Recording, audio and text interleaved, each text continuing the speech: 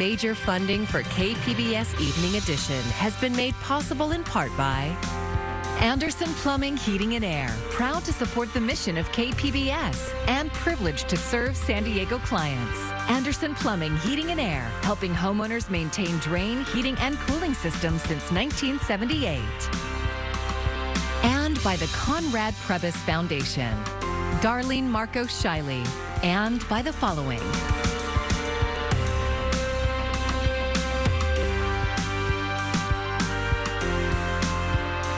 By viewers like you.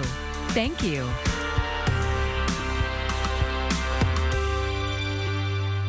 Good evening. It's Monday, December 20th. Thank you for joining us. I'm Maya Trabulsi. It's confirmation of just how contagious this new variant of COVID-19 really is. The CDC now saying Omicron accounts for the majority of new cases in the U.S., and we're seeing it here in San Diego as well. KPBS reporter Kitty Alvarado updates us on the local situation. People infected with COVID shed the virus in their stool before they have symptoms. Since 2/3 of the county's waste ends up at the sewage plant in Point Loma, the treatment facility is a treasure trove of information for researchers at UC San Diego School of Medicine who track the spread of the coronavirus and its mutations. The latest test showed something researchers had never seen before. We saw near doubling of vital loads in our wastewater within a week. Dr. Smithy Kartikane is a researcher at the night lab at UCSD. She says locally, Delta is the predominant variant now, but there's a good mix of the Omicron strain. If you're seeing it in the wastewater already, it means that it's definitely spreading in the community. She says this means there will be a surge in detectable cases in both Delta and Omicron within a week or so. In a lot of ways, this wastewater can give us a good lead time sometimes if there's not enough testing to make any public health interventions or at least warn people. And this information is important to people like Dr. Jess Mandel, Chief of Pulmonary and Critical Care Medicine at UC San Diego Health. He says this data confirms what they've been expecting. We're really preparing ourselves for the next wave of COVID infections that we've been expecting for some time. And with the emergence of the Omicron variant, the timetable, I think, has shifted up, that this is really a very infectious variant, and we expect to see a big spike very soon. Dr. Mandel says this forecasted surge couldn't be hitting at a worse time. I think one of the troubling things for us is that this occurs on a backdrop of the hospital being extremely busy with non-COVID patients as well. And so, the system is already being strained a little bit by everything else that's going on. And now we'll probably have a big upsurge in COVID on top of it. Despite local hospitals having plenty of PPE and other supplies on hand, Mandel and other doctors are worried Omicron could be a game changer. Really, what we're most concerned about is having enough people, the human resources.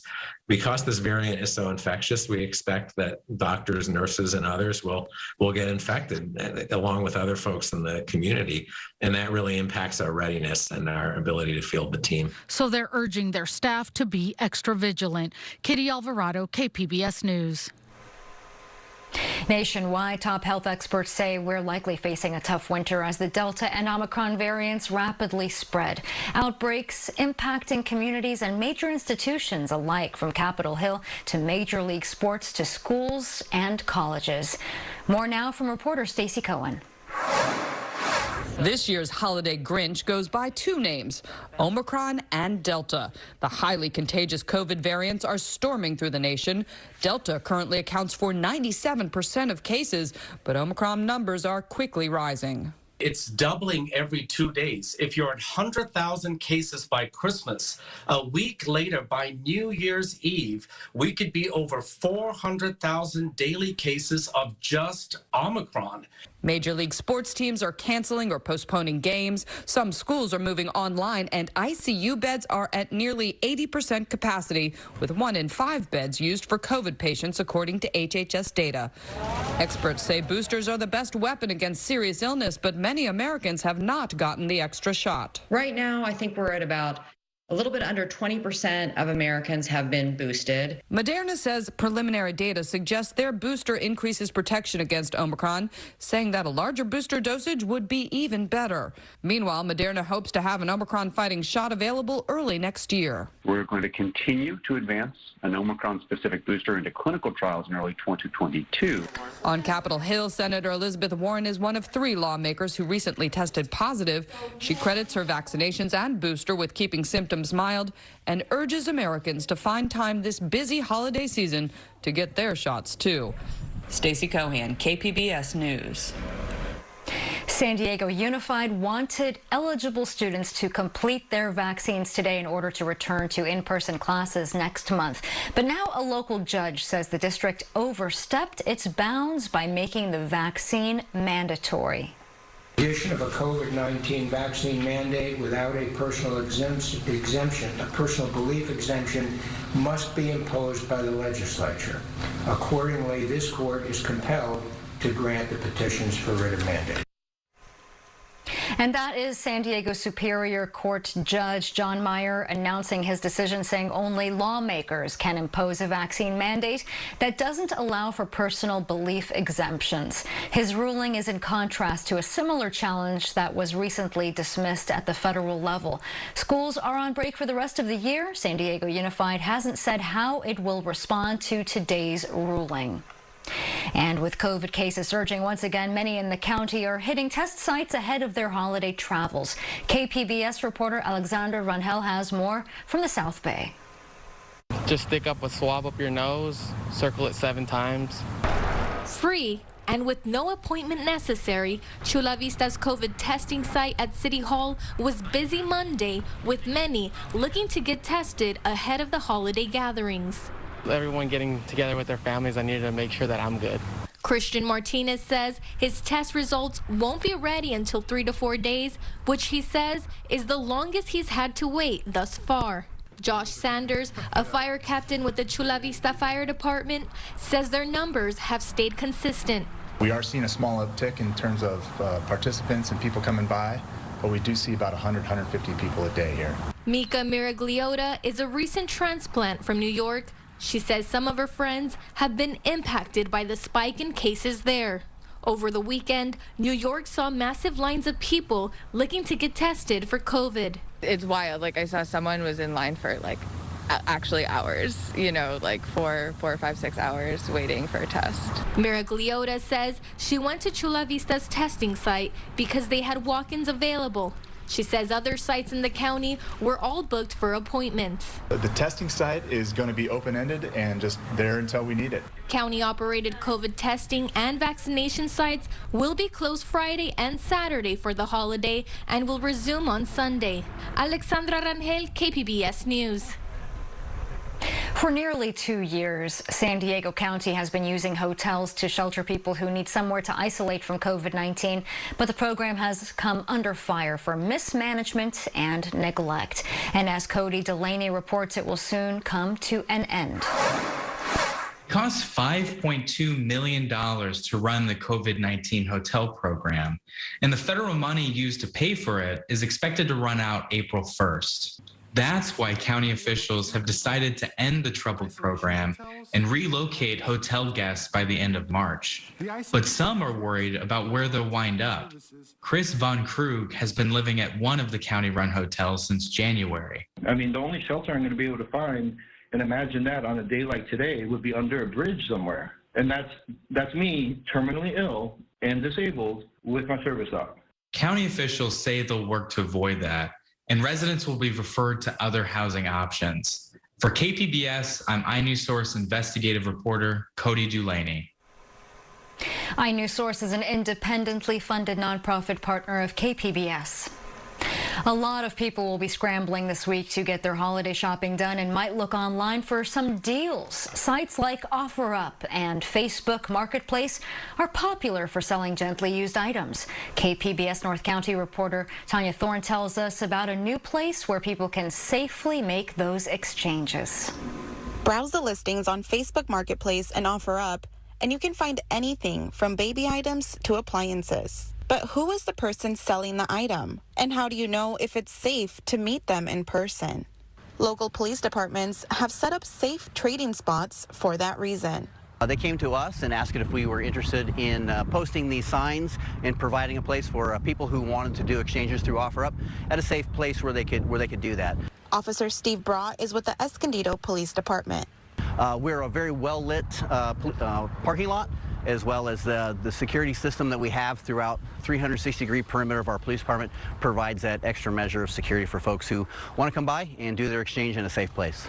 Escondido resident Christine Filipovich used the location to sell an iPhone and an iPad. And because those items are both over $100, I didn't feel comfortable just meeting wherever. So I met there, and there's cameras and everything, so I felt really safe and secure. And she adds that the meetup location serves as a tool for honest transactions. I explained in my sales post that we would be meeting at the police station, so I think that weeded out any scammers. And so anyone that was uncomfortable with that, did not respond. And people had no problem with that. Officer Brott says police don't actively monitor the spots all the time, but dispatch is available 24 hours a day, 7 days a week, if a buyer or seller needs assistance. And the site has live video recording in case a transaction goes wrong.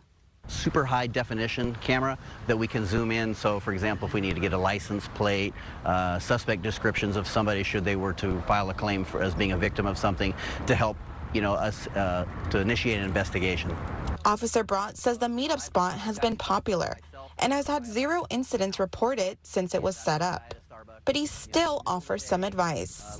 We always encourage to make sure that, again, come to a safe place. Here we have our location here. We encourage that so people can feel safe in a location where there's lots of public, it's well lit. There could be people for witnesses should they need that. And also to just be aware of scams. There's a lot of scams that are on a lot of the internet purchase exchange locations, and people need to be aware of that. And if a deal seems too good to be true, it very well may be, so use that and let your conscience be your guide on that. Tanya Thorne, KPBS News. A big step in the fight against climate change. The Biden administration is tightening standards for fuel emissions. New mileage requirements will start on Monday for cars and light trucks. The new standard will start with 2023 model vehicles. From there, it increases each year between 5 and 10% to reach a 40 mile per gallon industry-wide goal by 2026. That is a much bigger goal than the one set by the Trump administration, which would have reached 32 miles per gallon by the same deadline. When it comes to powering your home, those who embraced solar are hoping the governor will stop rules that might soon make it more expensive. KPBS environment reporter Eric Anderson says the clock is ticking before an important decision is made. Solar power backers were shocked last week when California regulators unveiled a plan to restructure how residents get paid for investing thousands of dollars in rooftop solar panels. Yeah, this is a disaster. Bernadette Del Chiaro is the executive director of the California Solar and Storage Association. She worries the proposed changes will crush the state's largest in the nation solar power industry. It is an anti-solar and an anti-storage. This is an anti-clean energy, anti-solar business. This is the opposite direction California should be going. The California Public Utilities Commission proposal slashes the price rooftop solar owners get for electricity they sell back to the grid. The value of electricity produced will be cut by 80%, while the retail price of electricity remains unchanged. The 204-page proposal also calls for steep monthly grid connection fees for residents with rooftop solar. A typical San Diego household will pay about $64 a month and then pay existing retail rates for power when they buy after the sun sets. This outcome is very unfortunate and very much on the side of the investor-owned utilities. Matt Vasilakis is a member of the San Diego-based Climate Action Campaign. He welcomed the help the proposal sets aside for low-income residents. There's a fund to help pay for installation, and those customers would avoid the steep grid connection fees. Rules for businesses remain unchanged. Vasilakis says California's previous net energy metering plans got it right. They allowed the state's solar industry to exceed expectations for growth. California's Energy Office says solar currently generates about 15% of the state's power. It's very important for us to understand that that subsidy has resulted in over 1 million rooftop solar installations in our communities, which is helping us build climate resilient clean energy systems that can withstand ever more frequent climate disasters. Utility-funded groups like Affordable Solar for All hailed the CPUC ruling, saying it doesn't burden non-solar utility customers with the cost of the solar subsidy. San Diego Gas and Electric has remained quiet on the issue. A company spokesman told KPBS they will not comment before the CPUC makes a decision because the issue is too sensitive. That is not the case for pro-solar groups who delivered a huge stack of public comments to state officials in Sacramento earlier this month. The Solar Rights Alliance's Dave Rosenfeld says there is still lobbying to be done because the rules have not yet been finalized. There's over 600 nonprofit organizations and community leaders and elected officials in the school districts and entire municipalities that have written letters and passed resolutions and sent that to the CPUC, again saying, keep rooftop solar growing, don't penalize anyone for putting solar panels on their rooftops.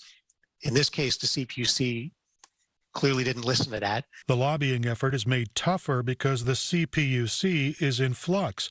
The regulatory panel has a new president after an unexpected resignation last month, and another member is leaving to join the Environmental Protection Agency.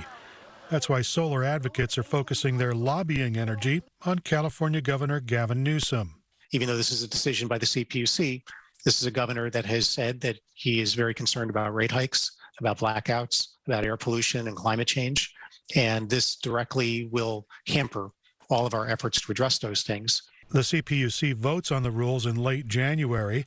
If they pass the measure, it would take effect in May. But with uncertainty about whether the panel will be fully staffed for the vote, regulators could also vote to postpone a decision. Eric Anderson, KPBS News.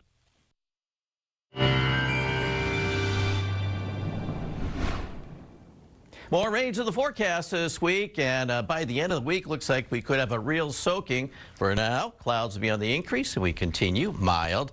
When does the rain come? It arrives later Wednesday night and into the day Thursday. Thursday looks like a rainy day, and showers and cooler air could linger right into the weekend.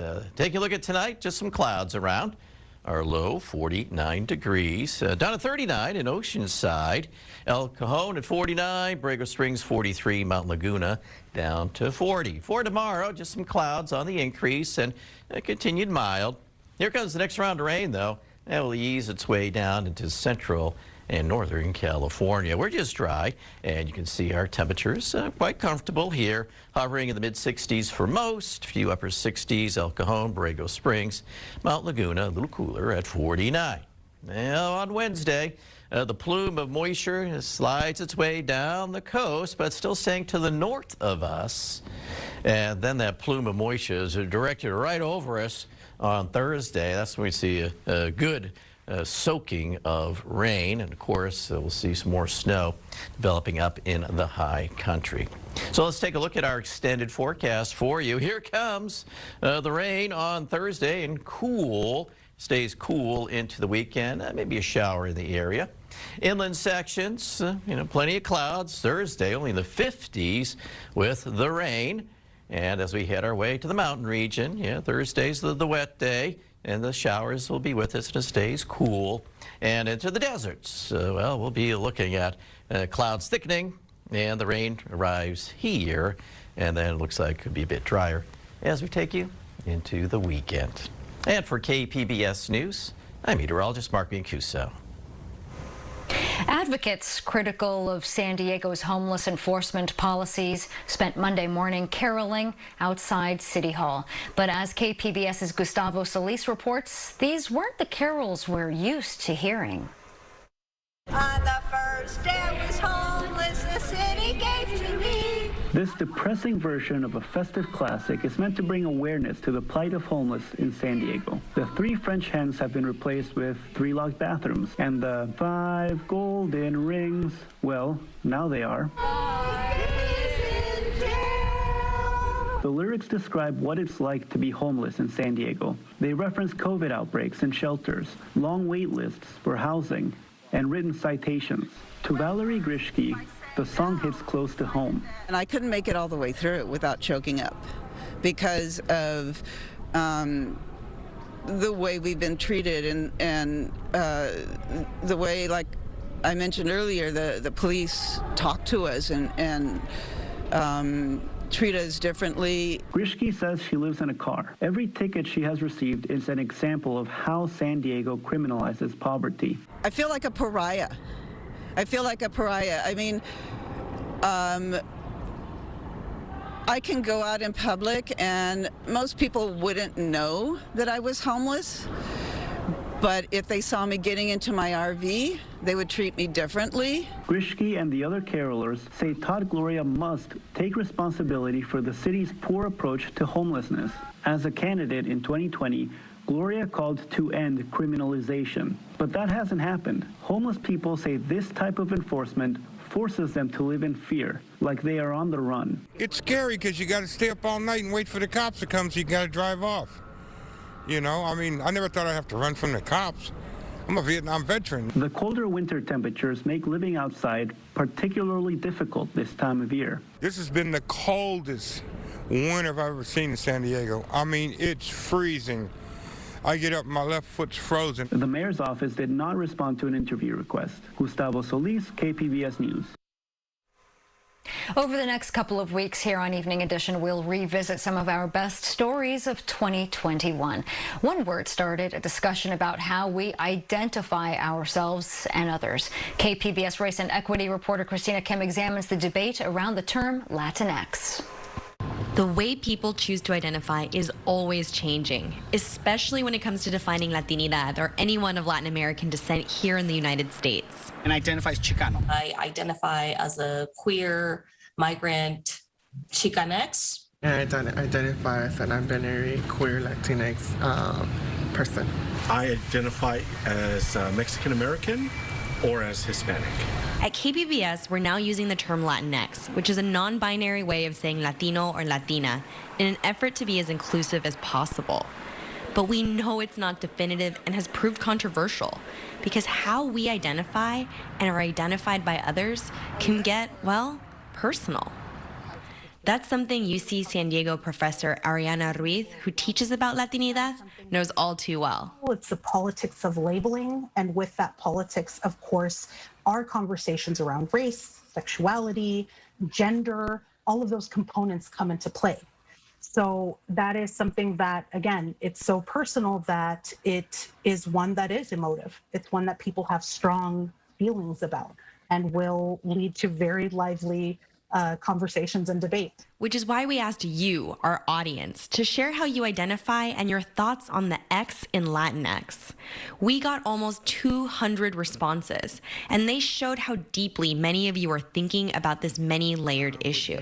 Some, like Priscilla Vidal, who identifies as non-binary, embraced the Latinx term years ago. When I first started identifying as non-binary, folks is like, no, it's either male or female, and for me, I just don't identify as male or female. I feel like very gender neutral, and so the whole term Latinx kind of feels like that, but it also feels like it's its own movement and its own community. Others, like Rodrigo Tapia of Chula Vista, prefer terms like Hispanic or Latino because they connect him with his roots as a Spanish speaker. He understands the need to be inclusive, but thinks Latinx erases his connection with Spanish, which he grew up speaking. It lists a little bit of whitewashing insofar as the language is concerned. You know, because again, to me, Latino or Latina or even Latinx means that you're identifying with a culture that holds Spanish, you know, in a special place within our community. Another Chula Vistan, Michael Nzunza, also doesn't use the X. He prefers the term Chicano, a political identity label often associated with Mexican Americans that emerged in the 1960s during the Civil Rights Movement. Like Tapia, he thinks Latinx is a term imposed by white people. I've never heard anyone use it. I've never heard anyone identify with it. And it's just a term, I don't know if it's gonna stick or not, but it's not from us. Just like anything else, it's not from our community. And that's a big tension point. Where did Latinx even come from? Professor Ruiz says that's a difficult question. So there is no one origin story. When we're thinking about the use of the X within Latinx or the move from Latino, Latina to Latinx, the X is one that is discussed as coming out of indigenous communities throughout Latin America. It's one that we've seen used within Latin American feminist circles as well. When we're talking about Latinx within the US as it's tied especially to the LGBTQ community. Because of the lack of clarity about why people started using Latinx, people have their own interpretations and understandings about it. Alejandra Lucero Canan identifies as queer, Latinx, and Chicanx. And unlike Nzunza and Tapia, doesn't see Latinx as a colonized label coming from outside the community. She likes using the X because it makes people stop and think about who's being left out. The X makes me think of the people that are not often included in these conversations, non-binary people, Afro-Latinos or Afro-Chicanos, and people with disabilities. In the end, there's no single definition or understanding of any of these identity labels. But Ruiz says that's a good thing. We want to think about it as embracing the tension, really leaning into the messiness that is a term like Latinx, like Latino, this question of Latinidad. It's not one singular thing, but one that is much more multifaceted and has lots of different histories and experiences tied to it. Christina Kim, KPBS News. You can find tonight's stories on our website, kpbs.org. Thanks so much for joining us. I'm Maya Trabulsi. Have a great evening. Major funding for KPBS Evening Edition has been made possible in part by Anderson Plumbing, Heating and Air, proud to support the mission of KPBS and privileged to serve San Diego clients. Anderson Plumbing, Heating and Air, helping homeowners maintain drain, heating, and cooling systems since 1978. And by the Conrad Prebys Foundation, Darlene Marco Shiley, and by the following.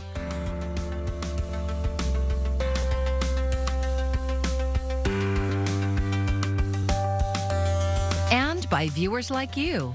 Thank you.